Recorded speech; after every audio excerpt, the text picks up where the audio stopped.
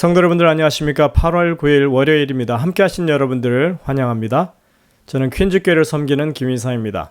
이제 함께 기도하시고 시작하겠습니다. 하늘에 계신 아버지 하나님, 오늘도 주님 은혜 가운데 이 하루를 우리가 살아갈 수 있게 인도해 주시니 감사드립니다. 저희들이 언제나 지혜롭게 우리에게 주어진 삶의 기회를 하나님의 뜻을 이루는 그런 기회로 삼을 수 있도록 도와주시고, 오늘도 주님의 말씀을 펴고 주님의 뜻을 바르게 깨우치는 저희들 되게 인도하여 주옵소서. 주님, 오늘도 주님 앞에 간절한 소원을 가지고 아래는 주의 백성들, 어떤 형편에 있든지 간에 하나님께서 우리를 붙드시며 우리를 인도하시고 모든 것을 채우심으로 우리가 넉넉히 이기고 살아갈 수 있다고 하는 것을 믿음으로 주님을 붙잡을 수 있도록 도와주시고, 질병으로 고통당하는 주의 백성들, 주께서 은혜와 능력을 더하셔서 그 아픈 부위가 나을 수 있도록 도와주시고 마음의 위로가 자리 잡을 수 있도록 하여 주옵소서. 주님, 오늘도 주님께서 우리에게 베푸신 은혜를 쫓아 살아가는 저희들 되게 도와주시고 늘 믿음 안에 강건할 수 있도록 인도하여 주옵소서. 이제 시작하는 시간이 오니 마치기까지 주의 성령께서 말씀을 펴는 우리의 심령마다 역사하셔서 하나님의 분명한 음성을 듣게 하시고 깨우침을 가지고 새로운 결심을 가지게 도와주시옵기를 예수님의 이름으로 간절히 기도드립니다. 아멘. 네, 오늘 제목은 무대를 준비하다입니다. 우리는 용서라고 하는 주제를 다루면서 어제에 이어서 요셉의 사건을 살펴볼 것입니다. 요셉은 그 형제들을 스파이로 몰아가면서 그들의 상황을 파악하고 있습니다. 요셉은 형들에게 복수하려는 마음으로 그렇게 하는 것이 아니죠. 그는 형들을 이미 용서했습니다. 요셉이 정확하게 언제 형들을 용서했는지는 알 수 없지만 그 일은 요셉의 마음속에서 형들이 애굽에 나타나기 한참 전에 일어났던 것이 분명합니다. 만약 요셉이 형들을 용서하지 못하고 앙심을 품고 있었다면 그는 분명히 애굽에서 성공하지 못했을 것입니다. 왜냐하면 마음속에 해결되지 못한 분노와 비통은 그의 영혼을 갉아먹음으로 하나님과의 관계에 큰 상처가 되었을 것이기 때문입니다. 그러나 요셉은 그 어떤 상황에서도 누구를 원망하거나 또는 비난하지 아니하고 하나님께서 주신 그 상황에 최선을 다하는 삶의 모습을 보였던 것을 우리가 알 수 있습니다. 우리가 용서를 다룰 때 가장 먼저 생각해야 하는 것은 바로 용서의 목적이 무엇인가 하는 것입니다. 용서란 형벌을 면제해 주는 것이 목적이 아닙니다. 그저 처벌을 피하기 위한 방편으로서의 용서는 엄밀한 의미에서 진정한 용서가 아닙니다.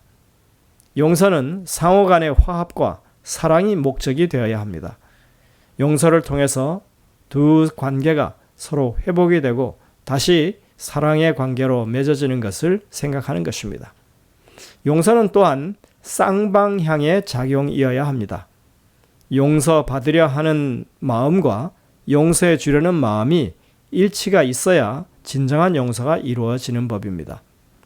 가해자가 용서를 구하지 않는 상황 하에서 피해자가 가해자를 용서하는 것은 가능할 수 있습니다. 그러나 그런 경우에 가해자는 자신이 용서받았다고 하는 사실을 모른 채 살아가게 되고 결국 그것은 그의 마음에 평안을 얻지 못하는 그런 결과를 낳는 것입니다.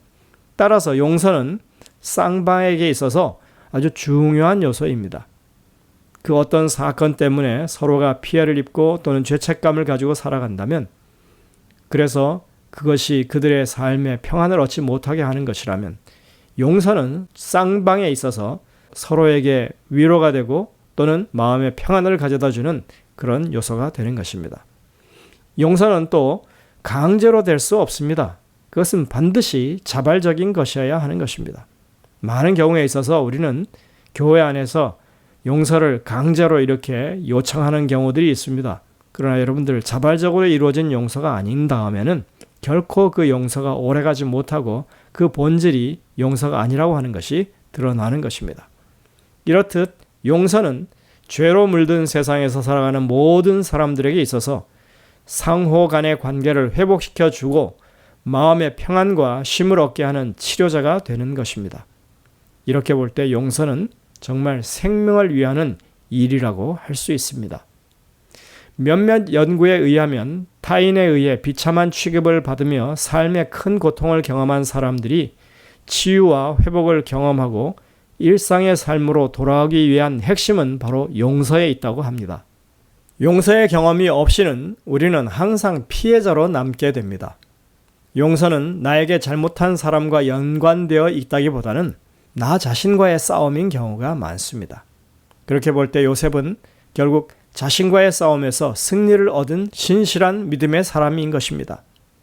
얼마나 많은 사람들이 자신과의 싸움에 지고 마음의 응어리를 안고 그렇게 살아가고 있는지 모릅니다. 신앙을 한다고 하면서 성령께서 우리의 삶을 변화시킨다고 하는 믿음을 가지고 있으면서도 그런 삶을 사는 것입니다. 우리가 하나님을 믿어 성품의 변화를 꿈꾸고 산다면서 아직도 마음의 용서를 이루지 못하고 산다면 얼마나 복음의 이율배반적인 일이 되겠습니까? 우리는 그것을 심각하게 고려해 봐야 할 것입니다. 이제 요셉의 이야기로 돌아갑니다. 요셉은 자기 형제들이 나누는 어떤 이야기를 우연히 듣게 됩니다. 그리고 그는 그 형제들이 지나온 삶이 어땠는지를 조금이나마 확인할 수 있습니다. 창세기 42장 21절부터 24절에 있는 말씀을 봅니다. 그들이 서로에게 말하되 우리가 아우의 일로 말미암아 범죄하였도다. 여기서 아우라고 하는 것은 다름 아닌 요셉을 가리키죠.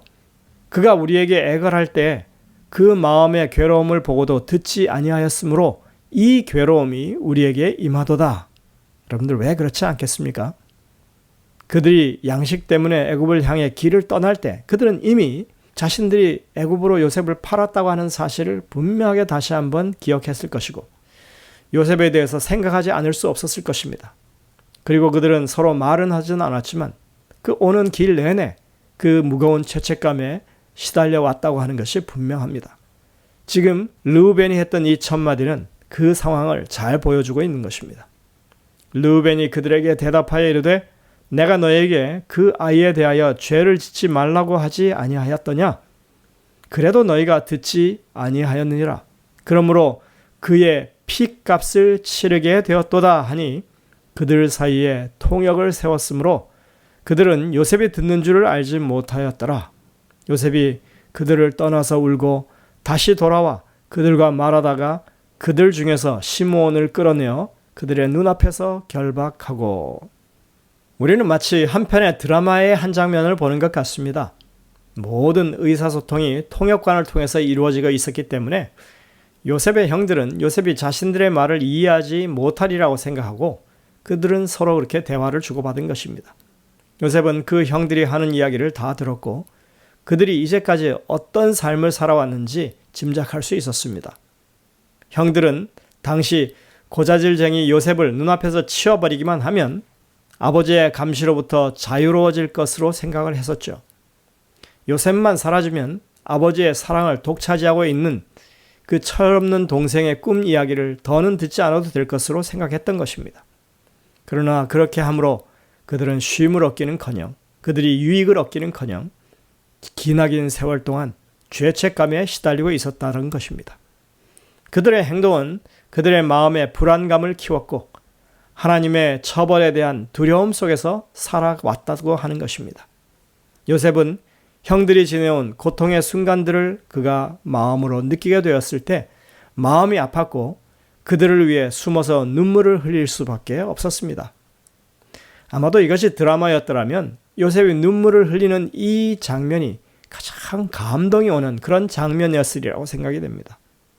요셉은 형제들의 마음의 괴로움을 느낄 수 있었고 그런 상황에서 그는 북받쳐 오르는 슬픔을 가눌 길이 없었습니다. 그 형제들은 마음속에 동생 요셉에게 못할 짓을 한 것을 후회하고 있었고 죄책감에 계속 시달려왔다고 하는 것을 드러낸 것입니다. 요셉은 이제 다시 돌아와서 시므온을 그들의 눈앞에서 결박하고 그들을 돌려보냅니다. 요셉은 기근이 몇 해 동안 더 이어질 것을 분명히 예언을 통해서 알고 있었기 때문에 다음번에 곡식을 사러 올 때 막내 동생 베냐민을 꼭 데려와야 한다고 그렇게 명령했습니다. 우리는 이제 그 형제들이 아버지 야곱이 있는 곳으로 돌아가서 무슨 일들을 겪었는지 다음 성경절을 통해서 분명히 알 수 있습니다. 그들은 아버지 야곱에게 돌아가서 애굽에서 일어났던 일들을 상세하게 보고했고 반드시 다음에는 베냐민을 데려가야 한다고, 그래야 시므온도 구해올 수 있다고 아버지를 설득합니다. 그러나 야곱은 베냐민을 보내지 않겠다고 아주 단호하게 이야기합니다. 하지만 그 형제들이 계속해서 아버지를 설득했고 결국 다시 양식이 떨어지자 야곱은 어쩔 수 없이 베냐민을 그 형제들 손에 딸려 보내면서 그렇게 반드시 데리고 올 것을 당부합니다. 모든 것이 요셉의 계획대로 그렇게 진행된 것입니다. 드디어 요셉은 베냐민을 만나게 됩니다.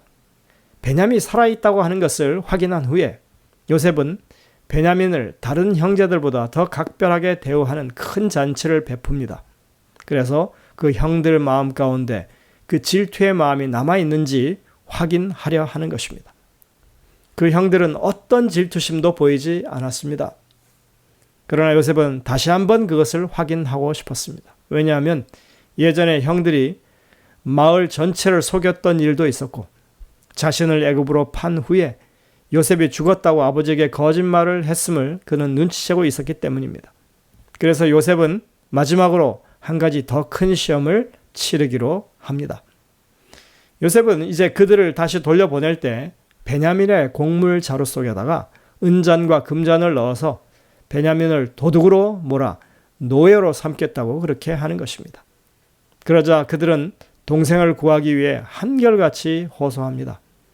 유다는 심지어 베냐민을 대신해서 자신을 처벌할 것을 간청하기에 이르렀습니다. 유다가 이렇게 말합니다. 주의 종이 내 아버지에게 아이를 담보하기를 내가 이를 아버지께로 데리고 돌아오지 아니하면 영영이 아버지께 죄짐을 지리이다 하였사오니 이제 주의 종으로 그 아이를 대신하여 머물러 있어 내 주의 종이 되게 하시고 그 아이는 그 형제들과 함께 올려 보내소서. 동생 요셉을 애굽의 노예로 팔던 일의 주동자였던 이 유다가 이제는 자신이 솔선수범해서 그 요셉의 동생인 베냐민을 대신해서 이제는 자신이 노예가 되겠노라고 그렇게 간청하는 것입니다. 이에 유다는 자신을 희생해서 동생 베냐민을 구하는 그 일에 조금도 주저함을 보이지 않았습니다. 그들은 자신들의 잘못된 행동 때문에 동생 요셉을 잃었던 것을 이제는 결코 다시 반복할 수 없다고 하는 그들의 마음을 보여주고 있는 것이었습니다. 우리는 여기서 용서하려는 자와 용서를 구하는 자의 심정이 그렇게 만나는 것을 봅니다. 형들이 완전히 변화된 그런 모습을 보게 된 요셉은 더는 참을 수가 없었습니다. 그는 모든 사람들을 물린 뒤에 자신이 요셉이라고 하는 사실을 밝히고 통곡합니다. 그리고 이 놀라운 상황 속에서 두려워하는 형제들을 향해 그 유명한 요셉의 말을 하는 것입니다. 당신들이 나를 이곳에 팔았다고 해서 근심하지 마소서, 한탄하지 마소서. 하나님이 생명을 구하시려고 나를 당신들보다 먼저 보내셨나이다. 여러분들, 얼마나 아름다운 신앙의 고백입니까? 와이슨 이에 대해서 오늘 이 영감의 교훈에 이렇게 적고 있습니다. 요셉은 형제들이 당황하는 것을 보고 친절히 당신들이 나를 이곳에 팔았으므로 근심하지 마소서, 하나님이 생명을 구하시려고 나를 당신들 앞서 보내셨나이다 라고 말했습니다. 자기에게 행한 잔인한 행위로 인해 그들이 이미 충분한 고통을 당했다고 생각하고 그는 숭고하게도 그들의 공포심을 없이 하고 자책의 쓰라림을 덜어주려고 애쓰고 있습니다. 부조와 선지자 230쪽에 와이슨 이것을 이렇게 표현했습니다. 여러분들, 이 형제 간의 사랑이 그렇게 아주 분명하게 정말 자기를 희생하는 사랑으로 드러나는 이 상황을 하나님이 얼마나 아름답게 보셨을까요? 요셉은 자신이 애굽에 팔려온 것이 형들의 탄압 때문이라고 생각지 않았던 것입니다. 그는 이런 일들이 생길 것을 미리 아신 하나님께서 자신을 선하게 인도하셔서 모든 방비책을 준비하신 것으로 받아들이고 있었다고 하는 것입니다. 그가 하나님을 신실하게 믿지 않았더라면 이런 용서는 일어나지 않는 것입니다. 따라서 그는 형들에 대한 아무런 원한이 또는 원망이 남아있지 않았던 것입니다. 우리가 우리 인생에서 일어나는 일들에 대해서 하나님의 뜻을 분명하게 이해하게 된다면, 우리가 하나님께 대한 신실한 믿음을 가지고 하나님의 마음으로 세상을 바라보게 된다면 우리에게 일어나는 일들에 대해서 우리는 결코 원한을 가지고 살지 않게 될 것입니다. 그 어떤 상황도 하나님이 허락하지 않으시면 우리에게 일어나지 않는다고 하는 이 사실을 우리가 인정한다면 우리도 하나님의 뜻대로 이 모든 일이 그렇게 되어진다고 하는 것을 받아들이게 될 것이고, 어느 한 개인이나 누구에 대한 원한을 가지고 살지 않게 될 것이라고 하는 것이 가능한 것입니다. 우리는 이 요셉의 모습을 통해서 하나님께서 우리를 어떻게 용서하시고, 우리는 이 요셉의 모습을 통해서 우리가 마음 가운데 아직도 풀지 못하는 그런 용서하지 못하는 일이 있다면 그것을 어떻게 해소할 수 있는지를 분명하게 배우는 것입니다. 우리 성도님들의 마음 가운데도 아직 버리지 못한 원한이 있다면 이제 정말 하나님께서 허락하신 그 상황 가운데 내가 지금 있다고 하는 것을 깨달으시고, 우리 형제 자매들에 대하여 가지고 있는 그런 마음의 응어리를 용서하게 되는 그런 놀라운 경험들을 하게 되시길 간절히 바랍니다. 그것이 우리에게 가장 큰 축복이 되는, 우리에게 쉼을 가져다 주고 마음의 평안을 가져다 주고 관계를 회복할 수 있는 아주 좋은 길이라고 하는 것을 여러분들이 경험하게 되시길 간절히 바랍니다. 기도하시겠습니다. 하늘에 계신 아버지 하나님, 오늘 우리는 이 요셉의 이야기를 통해서 우리의 삶에서도 이와 비슷한 일들이 분명하게 일어날 수 있다고 하는 것을 배우게 되었습니다. 아직도 마음 가운데 평안을 얻지 못하고 원한을 가지고 살고 있다면 그것을 이제 내려놓고 주님의 섭리를 받아들일 수 있는 저희들 되게 도와주시고, 주님께서 우리의 죄를 사하신 것처럼 우리도 형제 자매들의 죄를 사할 수 있는 그런 용기를 가지게 하시고 믿음을 가질 수 있도록 인도하여 주옵소서. 오늘도 우리 삶에 여전히 권능으로 역사하시는 주님을 붙잡는 귀한 하루가 될 수 있도록 인도해 주옵기를 예수님의 이름으로 간절히 기도드립니다. 아멘. 여러분들 오늘도 이 주신 말씀들을 깊이 묵상하면서 주님의 음성을 듣게 되시기를 바랍니다. 저희들은 내일 다시 뵙겠습니다.